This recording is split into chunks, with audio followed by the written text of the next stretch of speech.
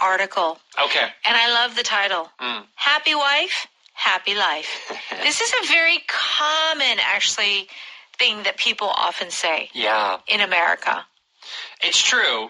I do. It kind of feels, how do I explain this? It feels like what older men say about their family. Yeah, right. I don't know about younger people, but the idea that, to keep a happy wife is a good thing. Yeah. So it's like, so that's how it is. And I do feel, though, to a certain extent that in Korea, more men are catering to their wives and like doing more household chores.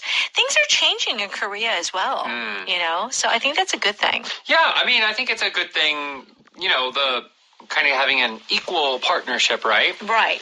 But it's about both people. It should be about both people being happy. Oh, sure. Right? Yes. But the saying is, happy wife, happy life. Just keep the woman happy. Keep the woman happy. Okay. So, all right. Set out to, S-E-T, set out to. What does this mean? It means you're trying to do something. This is a task or a responsibility that you're trying to complete. All right. Split something into a certain number. You're dividing to that number of times. Okay. If something rings true. A study set out to show if men let their spouses win more often in competitive games. The researchers tested women's concentration levels when competing against a stranger and then against their husband. Researchers took the couples and split them into two groups to play games. Their brain waves were tracked, and it was shown that the women tried harder to win against the stranger than their husband. However, the women won more often against their husband. While the study has flaws, it appears the husbands were letting their wives win, thus showing that the adage, happy wife, happy life, rings true.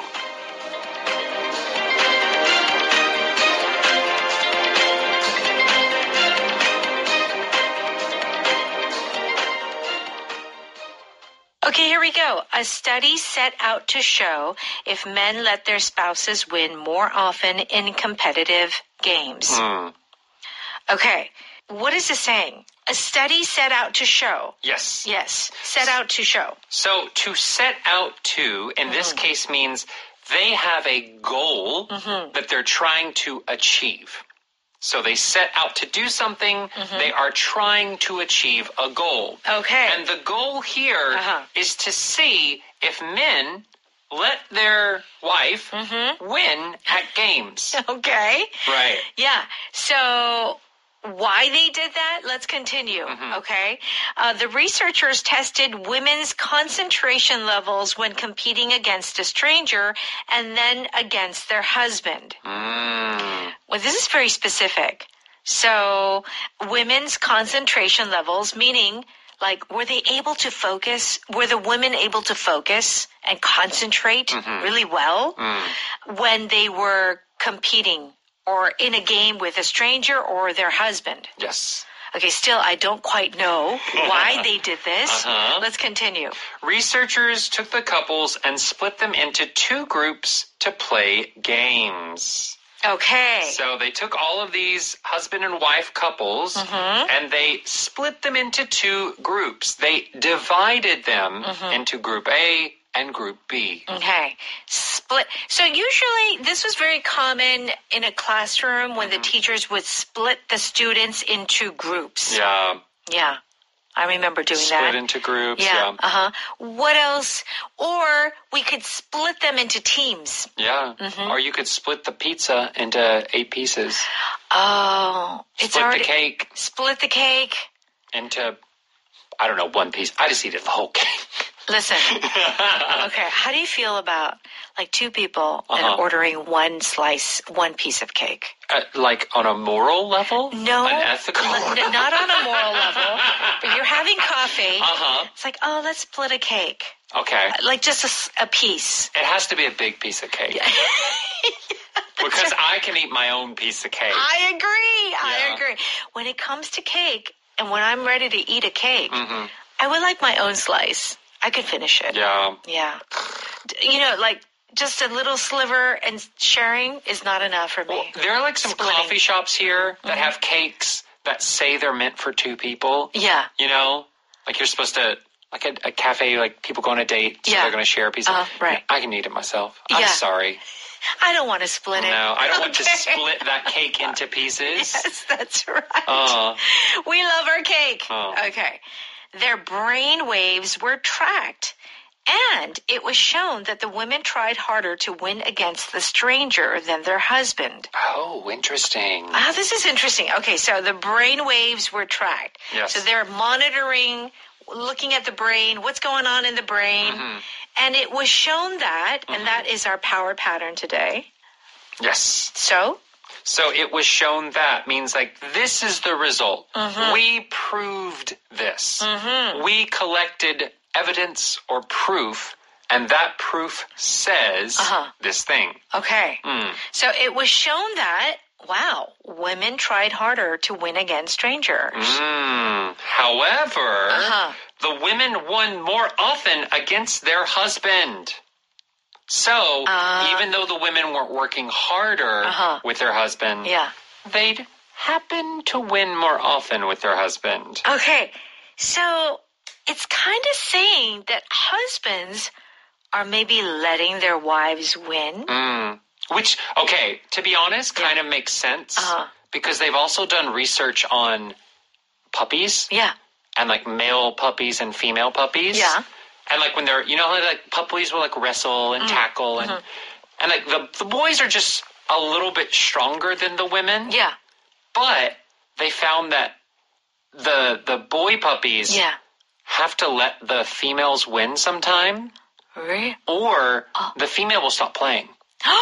So it's like a 30% rule. No. Yeah. So you'll see you'll see them like wrestle and stuff. Yeah. But every once in a while the boy the male puppy will kind of like fall over or like show their belly. So it's like, okay, you got me this time. Oh my gosh. To continue the playing. This is fascinating. So this goes right alongside this study. Okay, while the study has flaws, meaning it has mistakes, you know, it appears that husbands were letting their wives win, thus showing that the adage, happy wife, happy life, rings true. Oh my gosh. Okay, let's break this apart. Yes. Okay, so this study is not perfect. Yeah. Right?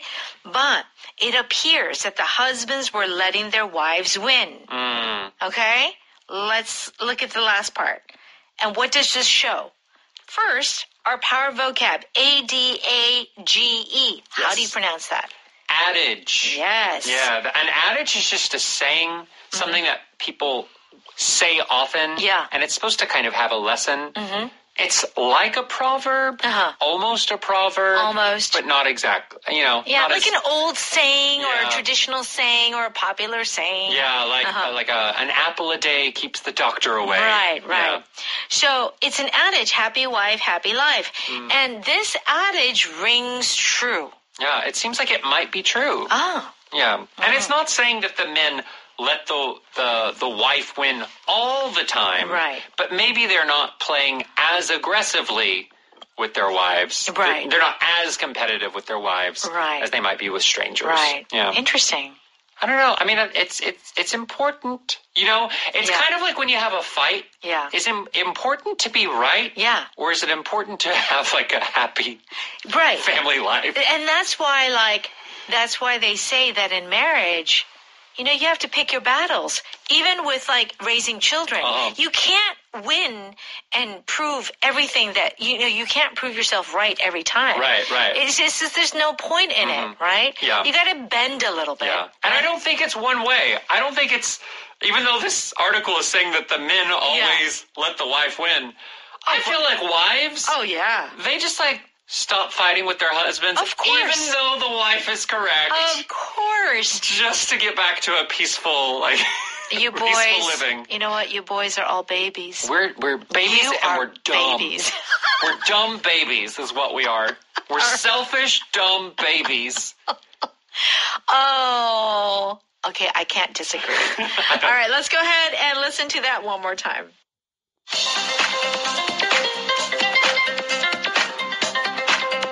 A study set out to show if men let their spouses win more often in competitive games, The researchers tested women's concentration levels when competing against a stranger and then against their husband. Researchers took the couples and split them into 2 groups to play games.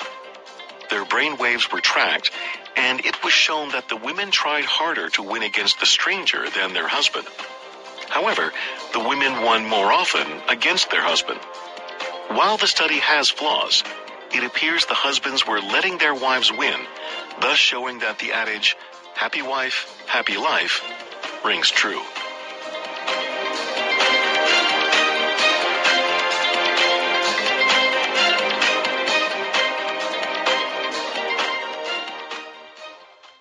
Okay, it's time for a power note. We're on pages 130 and 31. If you are set out to do something, it means to begin or to, take on a task. Yes. Okay. What has your lab been doing this year? We set out to reverse the effects of aging on the brain. So it's like to begin something with a mission. Yeah, you have a goal. Yeah. You're aiming towards something. Right. I set out to climb the tallest mountain in my country. Mm-hmm. Okay. Now, whether you succeed or not, we don't know. Yeah. But this is my goal. This Your was goal. my goal. Yeah. Mm-hmm. So, yeah, I think most people, when they're taking on a big thing, they're setting out to do something. Yeah. You're setting out to complete a marathon. Right. Or you're setting out to earn $1 million. Okay, yeah. When I first came to Korea, I set out to become an English teacher. Mm. And then after a couple of years, it turned into something else. Yeah, but you're still an English teacher on here. That is true. But it's like a English teacher 2.0. 2.0, yeah. Yeah. Okay, so to set out to do something is that you are starting something with a purpose. Yeah, or a goal. Yeah. Mm-hmm. Let's give one more example. So maybe if you are starting a business, you are setting out to change people's view of vegan food. Maybe, I think too many people think vegan food is not tasty. Right. So my goal with this new company is to create vegan food that meat lovers want to eat too. That's right. Yeah. Okay. Split something into something, like usually a number. Yes. How many people which means to divide something into smaller pieces or segments. Yes. How many people are having pie? I'm not sure, but split it into 8 pieces just to be safe. Okay. Yeah, pie. A nice slice of pie. Yeah. The test was split into 3 parts and took 2 hours to complete. Yes. So a test can be split into parts. A classroom can be split into groups. Yep. So anything where you're taking a whole and you're dividing it into smaller parts. Yeah. Yeah, that one big department was split into 3 departments because it got too big. Yeah. Or the workload was split into 3 parts or 3 chunks. Oh, yeah. Everyone in the group took 1/3 of the work. Right. Okay, so I think you have the idea, split something into. Right. And SPLIT is just another word for divide. Yes. Yeah. Yeah. Do we use the word divide as often than split? Which would you say? I would say that split is more casual. Yeah. So it's used more often. I agree. Divide, if it's a longer word. Right. And so it feels like it has more formality to it. Right. Yeah. So here's something very commonly said amongst friends when we go out to dinner, because especially in America, the portions are very big. And so oftentimes when I had dinner or lunch with a friend, we would often say, hey, let's split the salad. Okay. Or split the bill. There you go. Right. Yeah. You want to split a hamburger with me? I'm not that hungry. It's like they've got big hamburgers. You want to split it? Yeah. And let's get a salad. We can split that too. A lot of splitting going on. Yeah. With guys, I think it may be a little bit different, but women like to split things. Yeah. We usually don't split unless you're. Don't touch my food. Don't touch it. Yeah. I don't know if you. A guy going to a restaurant with other guys. Yeah. You don't split food, do you? Maybe split some wings. Yeah. Like if you're buying maybe an... Chili fries? Yeah. Yeah. Okay. I don't know. All right. Okay. Ring true. Yes. R-I-N-G. Ring as a verb. Yeah, that sounds right. Uh-huh. That sounds correct. Okay. Did you like the politician's speech? Yeah, a lot of what he said rings true with me. He's like, yeah, I understand that. I agree with him. The story he told didn't ring true to the detective. Who didn't ring true? Yeah. Sounds suspicious. Okay. That doesn't sound right. So when do you use this expression? Like, you could say, yeah, that seems right. That seems correct. Yeah. When would you use ring true? I don't think it's an expression that we use every day. Yes. So here the correct is not necessarily talking about facts. 2 + 2 = 4. Yeah. That rings true. You would not use it in that case. It's more like an opinion, but an opinion that you think, that sounds right. Right. That sounds like the correct way to think about something. Right. There you go. Yeah. So that's like hard fact. That's correct. You would not say ring true. Yeah. It's not often that way. That's right. That's right. Okay. It was shown that is our power pattern. We proved this. Okay. This was proven. It was shown that certain viruses can survive extreme cold. It was shown that cats are more loyal to their owners than dogs. I don't believe that. Are you sure? I don't believe that. I don't know about that. No. But then, there are certain cats that are like dogs. They act like dogs. Yeah, and there's some dogs that are like cats. Yeah, that is true. Very true.